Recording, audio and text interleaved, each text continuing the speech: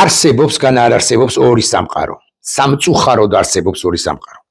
ერთი სამყაროს ლიდერია შეერთებული შტატები, მიუხედავად იმისა, რომ ჩვენ ვაკრიტიკებთ მის დღევანდელ ადმინისტრაციას, ხშირად ვუწუნებთ ხოლმე ამა თუ იმ ნაბიჯს, ამა თუ იმ განცხადებას, ამა თუ იმ ქმედებას, ამის მიუხედავად შეერთებული შტატები არის და იქნება დემოკრატიული სამყაროს ლიდერი. და ყველაფერი რასაკვირველია იქნება წესრიგში და ჩარჩოში და შეერთებული შტატები იქნება მთავარი ქვეყანა დემოკრატიულ სივრცეში, დემოკრატიულ სამყაროში. ამავე სივრცის ნაწილია კანადა, ავსტრალია, იაპონია,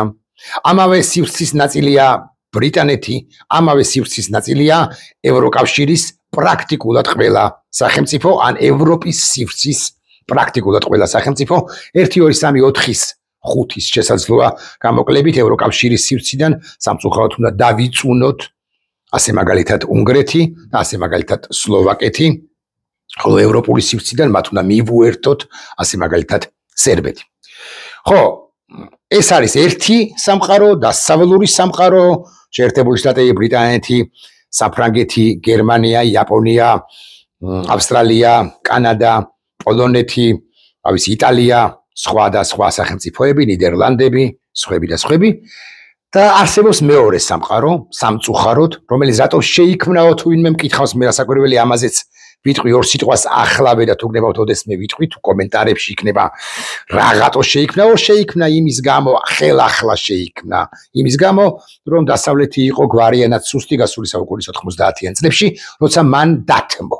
და მან ბოლომდე არ ჩაკლა და მან ბოლომდე არ აღმოფხრა გაანადგურა საბჭოთა კავშირის მემკვიდრეობა, ანუ KGB, კრემლი, კრემლის პოლიტიკა, KGB-ს პოლიტიკა, ის სტრუქტურები, რომლებიც მართავდნენ მიმხანადაც საბჭოთა კავშირს და ახლა მართავენ რეალურად მართავენ საბჭოთა, პოსტსაბჭოთა რუსეთს, პუტინის რუსეთს.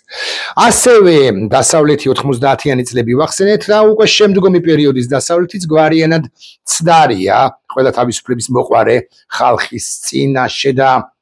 გულისხმობ ქართველებსაც, გულისხმობ თავდაღწევულ ბალტიელებსაც, გულისხმობ თავ ვერ დაღწევულ რუსეთის ფედერაციისაგან ჩეჩნებსაც, გულისხმობ ყველას, ვისაც თავისუფლება უნდა და უკრაინელებს ცხადია და ასე შემდეგ და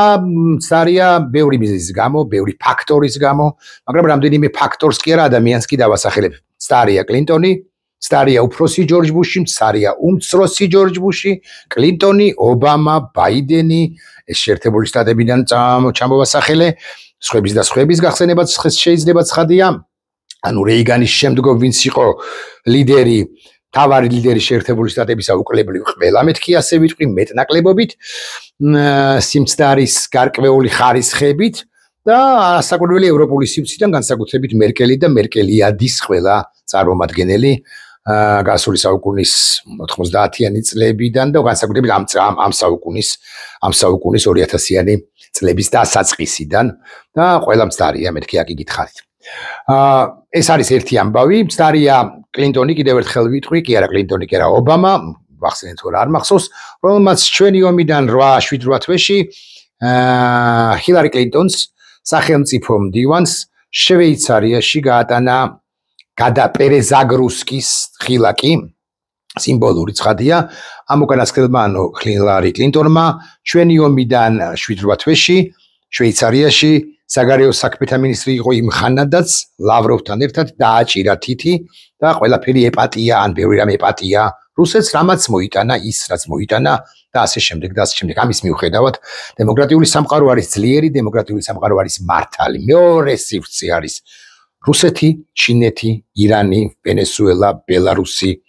ჩრდილოეთ კორეა და სხვა სახელმწიფოების გახსენება შეიძლება. ახლა მე ვიკითხავ, ჩვენ სად გვინდა? ჩვენ ქართველებს ქართულ საზოგადოებას გვინდა დასავლურ სივრცეში, მაგრამ აი ამ დე-ფაქტო ხელისუფლებას რა უნდა? და თუ დე-ფაქტო ხელისუფლება როცა ამბობს უფრო ზუსტი რომ ვიყო რომ ჩვენი თავი გვეყუდნის, ჩვენ დამოუკიდებლობა გვინდა, არცად არ გვინდა, აი ჩვენ თავს მოუვლითო დიდი, ან დიდზე დიდი ტყუილია, იმიტომ რომ ყველა პატარა და სუსტი სახელმწიფო, როგორც კი ნათელ და მკაფიო არჩევანს არ გააკეთებს, რომელიღაც ეტაპზე შესანსლული, შეჭმული იქნება, მინავალდება, მიილევა და შეჭმული იქნება არადემოკრატიული სივრცე ების მხრიდან თუ სივრცეების მიერ რუსეთი, ჩინეთი, ირანი და ასე შემდეგ, როგორც მონსტრები ჩვენ დასაკვირველია შეგვსანსლავენ და ჩვენი სახელმწიფოებრიობა პირდაპირ მნიშვნელობით ვამბობ, ამას გაუქმდება. თუმცა ესენი ქართული რუსული ოცნების წარმომადგენლები მაინც ჯიუტად ამბობენ, იმეორებენ, რომ ჩვენი თავი ჩვენადვე გვეყუდნესო, თუმცა ლელდღუნიას ეს სიტყვები, ილიას ეს სიტყვები სულ სხვა კონტექსტში იყო, და თქვამი, სხვა დატვირთვისა იყო, სხვა შინაარსისა იყო და არამც არ ესადაგება იმ პოლიტიკას, რასაც იზოლაციონისტური და რეალურად კი პრორუსულ, პროჩინური პოლიტიკა ჰქვია ქართული რუსული ოცნებისა. დღენიაдаг და ყოველდღე ქართული რუსული ოცნების წარმომადგენლები განსაკუთრებით ევროპელთა გინებით ამბობენ, რომ ისინი ევროპისაკენ არ მიდიან. არა მხოლოდ არ მიდიან ახლა დღეს და ახლა და არა მხოლოდ 29 ნოემბრიდან გასული წლისა, არამედ არც მანამდე მიდიოდნენ, იცით თქვენ რომ პრაქტიკულად ვაიძულეთ, რომ ევროკავშირში გაწევრიანების განაცხადი გაეკეთებინა კობახიძე რუსს და ევროპელებმა ესე გვაჩუქეს, გვიფეშქაშეს, ხო, ავანსად მოგცეს კანდიდატი ქვეყნის სტატუსი და ამის შემდეგ წინ რომ ვერ წავიწიეთ და უკან რომ მივდივართ, ესეც ჯიუტი ფაქტია. ყოველდღიურად დღე არ გავა რომ ამ ზარქუას ტვინა პირდაპირ მნიშვნელობით ზარქუას ტვინა ან უტვინო ტიპებმა ქართული რუსული ოცნებიდან არ გააკეთონ ანტიევროპული განცხადებები, ეს ამას ჩვენ შეჩვეულები ვართ, არა მხოლოდ ცალკეულ სახელმწიფოებს, ასე მაგალითად ესტონეთს ეჩხუბებიან თუ აგინებენ, აკრიტიკებენ, არამედ უკლებლივ ყველა მაღალ ჩინოსანს. და სამწუხაროდ მათი პროპაგანდისტური მანქანები ამას აპიარებენ, კვტენიან და აი ამ ბრეინვოშინგით, ანუ ტვინთა რეცხვით არიან დაკავებულნი. აი, შეერთებულ შტატებზე კი ესენი მაინც ვერ ბედავენ მეთქი. ხშირად უფრო ზუსტი რომ იყო თეთრ სახლს, ასე იშვიათად წაჰკბენენ ხოლმე, ოღონდ არა ზარქუას დონეზე, ზარქუა მაინც არ არის ის დონე, რომელმაც უნდა გააკეთოს კომენტარი თეთრი სახლის თანამედროვე დღევანდელ ადმინისტრაციაზე და უფრო მაღალ დონეზე აი კობახიძე ან პაპუაშვილი რამეს იტყვიან ხოლმე, მაგალითად იტყვიან, ამბობენ ამგვარ რამეს, რომ deep state-ი ჯერჯერობით ვერ ამარცხებს, deep state ჯერჯერობით ვერ ამარცხებს ტრამპი, ამას კალაძე უფრო ხშირად ამბობს, ვიდრე ხსენებული პაპუაშვილი, რომელზეც ცხადია დადებითი აზრის არ გახლავართ. ტრამპს მოკლედ იშვიათად შესწვდებიან ხოლმე, თუმცა აქ-იქ წასწდებათ ხოლმე სიტყვა, ხოლო კონგრესმენები, სენატორები, სხვები მათთვის ვინ არიან აბა ამ ზარქუას ტვინა ხალხისთვის. ამ კონგრესმენ სენატორებში, კანონმდებლებში განსაკუთრებით ამოჩენებული ჰყავთ ერთი კაცი, იცით თქვენ, კაცი,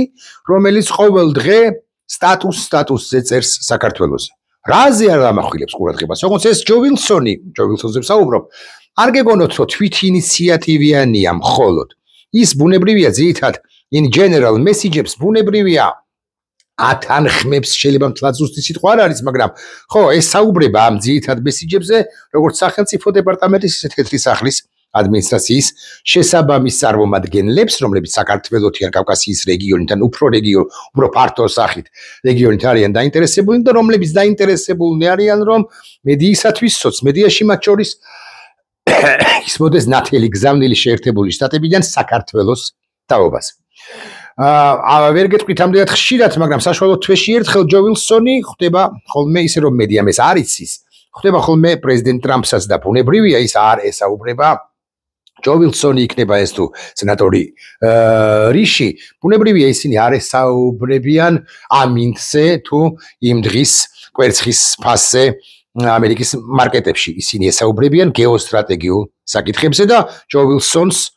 ხო ბუნებრივია აქვს სურვილი რომ ტრამპს გააცნოს საკუთარი პოზიციები სწორედ საქართველოსთან მიმართებაში. ეს ჯო ვილსონი მოკლედ ამის თქმა მინდა რომ არ არის უბრალო კაცი, მეთქი და არ არის უბრალო კაცი მათ შორის, იმიტომ რომ აი ახლა ერთი ისტორია გავრცელდა მის შესახებ, მისი აქტიურობების შესახებ წარსულ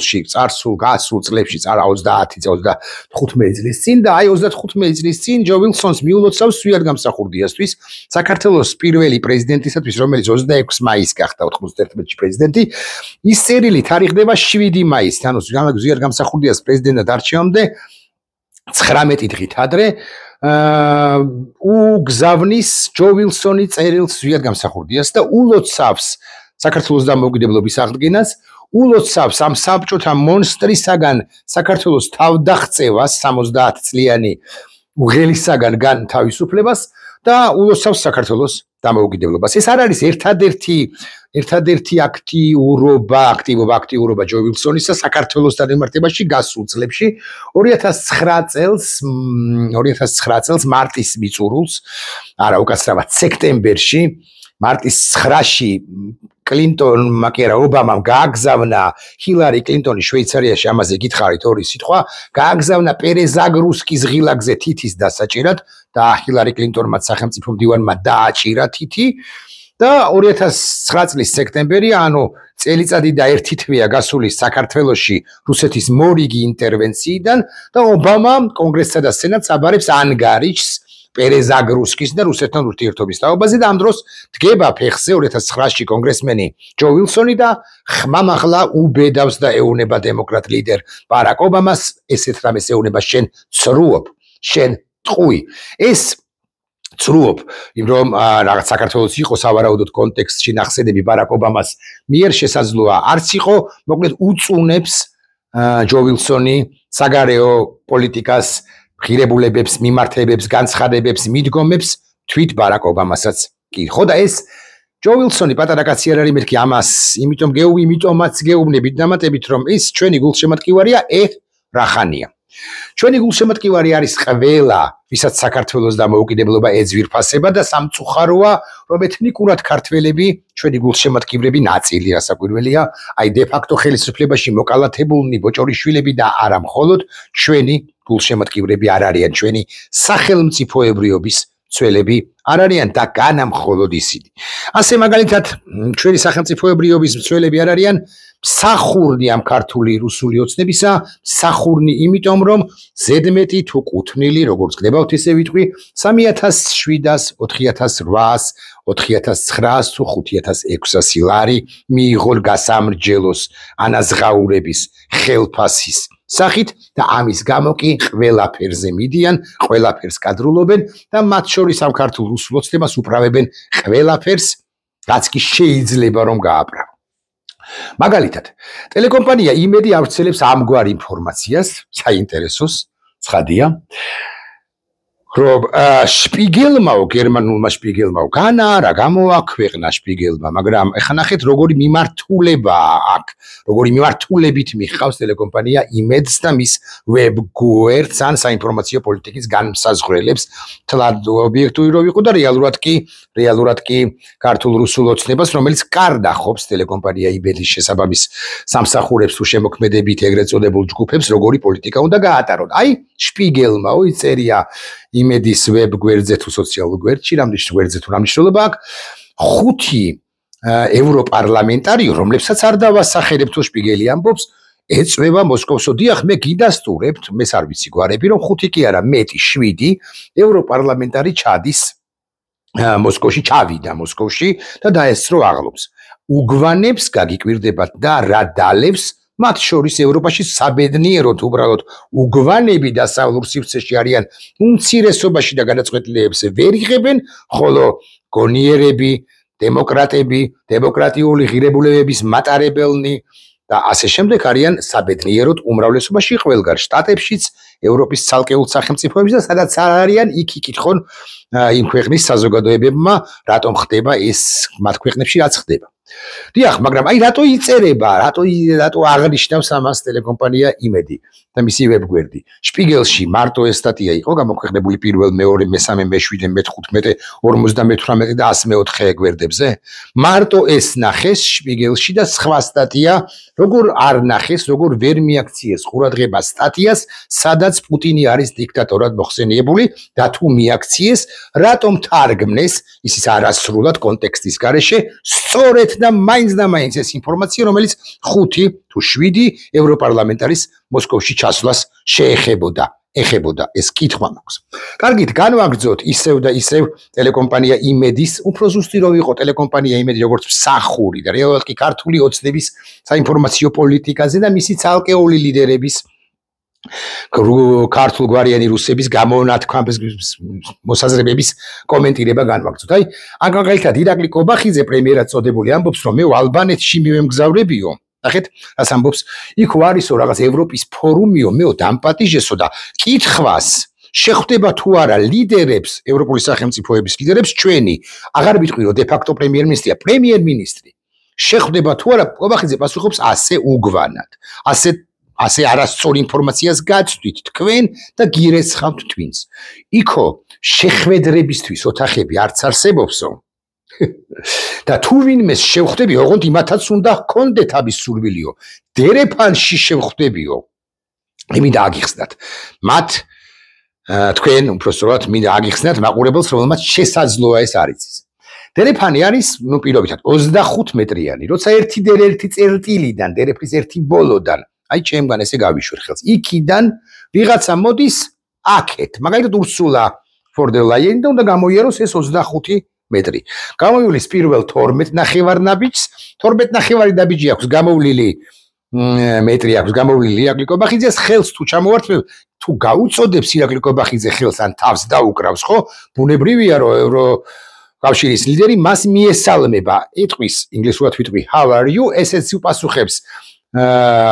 კარგად ვარ და თქვენ and you ესე იტყვის well and you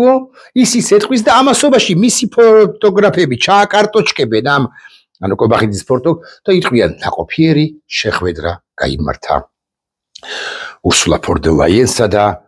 ირაკლი კობახიძეს შორის და მეორე დღეს იგივე თუ მეხუთე დღეს იგივე კობახიძე თბილისში დაბრუნებული თუ პაპუაშვილი თბილისში მყოფი თელ რეჩიტატივს აგვიკითხავენ იმის თაობაზე რამდენად საინტერესო საუბარი შედგა კობახიძესა და ფონ დერ ლაიენს შორის იგივე ეხება არა მარტო ფონ დერ ლაიენს რომ შეხვდეს მაგალითად იტალიის პრემიერ-მინისტრი ან ფინეთის პრეზიდენტი ან ნებისმიერი ქვეყნის ლიდერი კობახიძეს რომელიც ბუნებრივია რომ ფეხის წვერებზია როგორც ყაველაშვილი იყო ოღონდაც კი დაენახა ტრამპი ბუნებრივია რომ ამას გაგვისაღებენ ნაყოფიერ შეხვედრად მართალია დერეფანში და ასე შემდეგ კიდევ ერთი ამბავი იმავე ტელეკომპანია იმედმა გამოაქვეყნა ამგვარი ძალიან საინტერესო სათაურის თუ შინაარსის ცნობა იმის თაობაზე პაპუაშვილი ამბობს რომ ჩვენო 300,000 მოქალაქე ახალგაზრდა დავკარგეთ დიდ სამამულო ომში ჯერ ერთი დიდი სამამულო ომი არ არსებობს დიდი სამამულო ომი არის საბჭოთა პროპაგანდის ნაწილი 51-დან 55-მდე როცა საბჭოთა კავშირი ჩაერთო და ჩვენ სახელმწიფოს ვიცავდით ამბობს ეს უგვანი რუსი ქართულგვარიანი რუსი პაპუაშვილი მე გულახდილად გეტყვით რომ მე არ მაქვს იდენტობის განცდა საბჭოთა კავშირთან და არც არავის არ უნდა გქონდეს ის ჩვენ არ ვიცავდით მათ შორის ახალგაზრდები რომლებიც დაიღუპნენ 300,000 მართლაც მეორე მსოფლიო ომის ამ ნაწილში 51-დან 55-მდე რომელსაც დიდი სამამულო ომი ეწოდება საბჭოთა ისტორიოგრაფიის მიერ ისინი ჩვენს ქვეყანას არ იცავდნენ ეხლა არ არის ამის დრო მაგრამ ვის უნდა ჩვენი ქვეყნის დაცვა ხსენებულ წლებში და ჩვენი ქვეყნის დამოუკიდებლობა ანუ საქართველოს დამოუკიდებლობა ამაზე ვილაპარაკოთ ოდნავ მოგვიანებით ანუ და სხვა დროს უფრო ზუსტი რომ ვიყო იქაც ამბივალენტურ ადამიანებზე ვისაუბრებ არ გეგონოთ რომ მაინც და მაინც მათკენ ვარ მათაც ჰქონდათ თავიანთი აღმართ შეცდომები მაგრამ ჩვენი ქვეყანა ერთიანი საბჭოთა კავშირი რო არ იყო აი რატომღაც წაცდენაა არ ვიცი წაცდენაა არ არის წაცდენა რეალურად პაპუაშვილი საკუთარი თავის იდენტიფიცირებას აკეთებს საბჭოთა კავშირთან და ის საბჭოთა მოქალაქეა მეთქი აკი გითხარით და ამავე ნიუსში თუ სხვაში არის ამავე მის კომენტარში არის შემდეგი აზრიც გატარებული რომ აი ჩვენ დავიცავით ევროპა და ესეთი სულაც არ იქნებოდა ევროპა რომ არა საქართველოსდან გაღებული მსხვერპლიო რაც არის დიდი ტყუილი და დიდი ბრეინვოშინგი ანუ twinta რეცხვის მორიგი კამპანია და რამე ვთქვათ კიდე დასასრულთ უგნებავთ ვთქვათ ბოდიში ვიხდი ერთოს აი ჩავხედოთ news feeds ხო პრინციპში არც არაფრის თქმა არ მინდა მეტის რუსეთში მოსკოვში გაიმართა მაინც ეს აღლუმი იქ სლეგი ავადმყოფი ლიდერი პუტინი იღიმოდა და მან მიიღო ეს აღლუმი იყო თავდასხმის მინისტრი გაერთიანებული შტაბის უფროსი თუ თავდასხმის ძალების ხელმძღვანელი იყო რა იყო ბევრი სტუმარი და ასე შემდეგ ხო ამის თქმა მინდოდა და მე მაქვს კითხვა ვინ იყო ქართველებიდან არ ვიცით ხო ანუ საქართველოსდან ვინმე იყო თუ არა მე ვეჭვობ რომ არა აი ხო შემეძლო მე თქვა რომ ქართული ოცნება ჩუმად ჩაიპარა რომელიღაც მინისტრის მოადგილის მეოთხე განყოფილების ხელმძღვანელის ბიზაშვილის დონეზე არა მე არ მაქვს ეს ინფორმაცია და ვერ დავაბრალებ თუმცა იქ მყოფი ვითომ ქართველები კი იყვნენ ორს დავასახელებ ორის გვარი მახსოვს თორე ხა იქ სხვების სიყვარული ცხადია. ეს არის ერთი სასო. აი კაცი რომელიც აღარ მახსოვს როგორ იყო ხო ის იურმალაზე რომ იმღერა თენდება კავკასიონზე თენდება ამას მღეროდა და ამის თელ საქართველოს ქონდა ატაცებული ეს ტექსტი ეს სიმღერა და მივესალმეთ და მოგწონდა და მოვიხიბლეთ აი ეს სასო პავლიაშვილი არის თუ არა ქართველი არა ის ქართველი არ არის და მეორე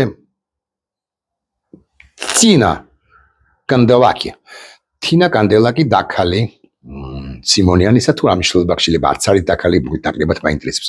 ასევე ქართული დიასპორის წარმომადგენლები იქ ვიღაც რუსები აღარ მახსოვს ხა ყარები ხო შეგიძლია ჩახედო ადამიანმა Google-ში რა ჩახედე რა და რაღაცა გრუზინსკაია დიასპორა აკრიფე ხო დიდროს აიღებს აქედან გამომდინარე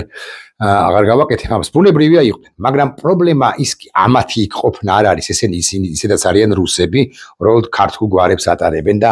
აიყო 100 კაცი 100 ქართველი ვითომ ქართველი ქართულ გვარიანი რუსი ალბათ რაღაც 497 რიგში ან რაღაც არ ვიცი იქვე წითელ მოედანთან სადმე პრობლემა სხვა რამეა პრობლემა არის ის რა საითკენ გაგირბის თვალი აი მე დავსვამ კითხვას და მიპასუხეთ თქვენ საითკენ გაურბის თვალი ასე მაგალითად შალვა პაპუაშვილს ბრიუსელისკენ ვაშინგტონისკენ თუ მოსკოვისკენ შალვა პაპუაშვილს თვალი რასაკვირველია გაურბის მოსკოვისკენ მას ერთი სული აქვს რომ მიესალმოს ბოდიში ვუპასუხებ მიესალმოს აი მეორე ტელეფონშიც მომივიდა რაღაც Facebook მნიშვნელოვანი შეტყობინება ბოდის ვიხდი